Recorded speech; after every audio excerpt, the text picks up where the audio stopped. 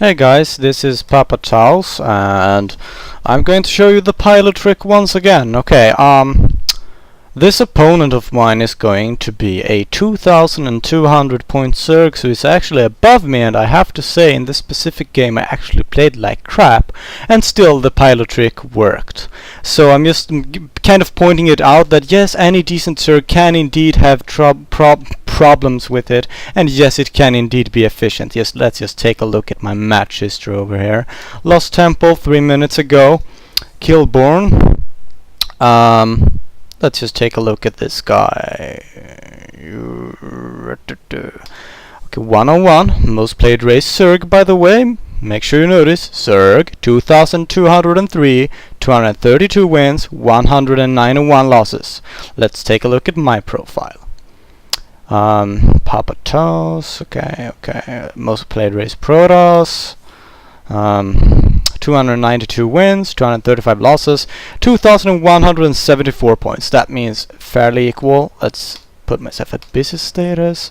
Pylo Trick 2, Killborn, Zerg, Papa Toss, Protoss, duration 10 minutes, 08 seconds. Version blah blah blah. Let's just take a look at this replay over here. Let's just see what's going on. Let's see what happens. Okay. Just for the record, some people say that 2-gate is weak against Roach Rush or blah blah blah, and honestly I have yet to lose to a Roach Rush while doing 2-gate. But okay, if you actually think it's weak against it, in almost every scenario you will be able to scout if it's fast expanding before you even have to put up your second gate.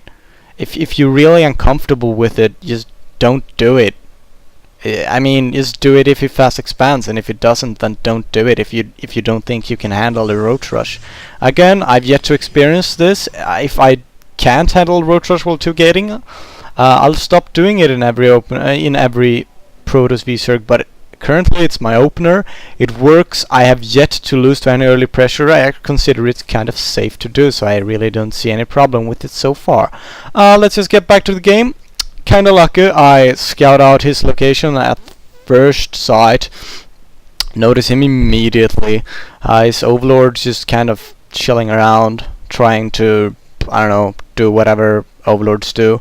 Drones mining minerals. I have a pylon here. I'm going to make myself a wall, which is by the way going to fail slightly later, but it's not going to be a big deal. My gateway is going up. His overlord is still just kind of chilling around. Note he's doing a spawning pool before the expo.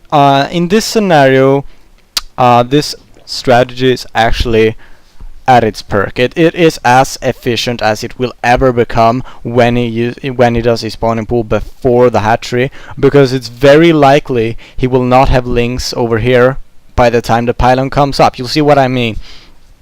If he's got links out here already before you have your 3 zealots here, don't even bother. It's pointless. You will need all your 3 zealots and no links over here. Otherwise, your zealot will just get surrounded.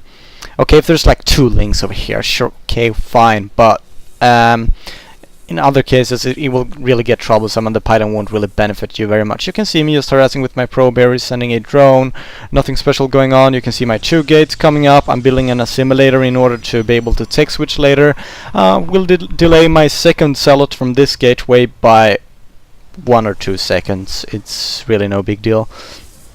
Gonna be chrono boosting this zealot as well. This zealot is coming out, and no, never mind, it didn't even get delayed, except I delayed it because I suck. And as I said, I'm making a few minor mistakes this game. I'm really not playing at my top. Let's just take a look at my APM. 100, come on. It's got 64. Some players do have low APM, but nothing special, no reason to have high APM already, but I'm usually at at least 120 or so. But okay, I'm playing slightly below my standards, no big deal. My 3 zealots coming in really short distance, and now let's look at what happens. He's getting his hatchery up, and I'm like, wait, this is a strategic good opportunity to build a pylon there, and so I do. I move 1 zealot over here, I hold position in a good position, and now he's just going to be able to attack it with 2 links at once, and it is quite beneficial. I have used 100 minerals in order to create this situation, and you can see it's getting kind of troublesome for him. My Zealot is going to go down eventually, however, and I'm looking to swap it with another Zealot and trying to keep it alive. Kind of slipping a little bit on my macro, as mentioned. This is not my strongest game, getting my 3rd gateway up, forgetting to get that warp gate tech. So I'm kind of slipping up. I'm microing like mad, however. This drone's just chilling around there. I haven't really done anything about that quite yet. Using this probe to assist me, and that Zealot's gonna get kind of surrounded at the moment. I'm going to assist it with my Zealot and probe. And I'm trying to get the Zealot in a good position, but not really happening. Slipping up a little bit on the micro, but this pylon have still proven beneficial for me, as this Zealot comes in and eventually gets overrun. And if you look at the income here, he's got 17 harvesters to 23 harvesters. Again, this is 2,200 diamond versus 2,170 diamond, and as mentioned, I'm playing kind of crap. Honestly, you can say he's playing crap as well. I don't really give a crap, but it works, so just, you know, okay, I'm fine with that. If all my opponents sucks, I guess I'll just use what works against the people who do suck. But honestly, this is the level we're at. It's not really getting any higher. I mean, it's not higher than this at 2,200 diamond, really. So, I mean, if you believe we suck, well then do so by all means. Have fun. This hatchery is almost down. My warp gate tech is almost up. I'm going to move out soon enough again, and these sellouts, and nothing more important coming up. I'm just saying that this pylon was kind of neat to have. You know, kind of beneficial. I'm just saying, for 100 minerals, that is kind of neat. It's a neat trick. And it's not crap by any means. I'm gonna kill this drone before I move out.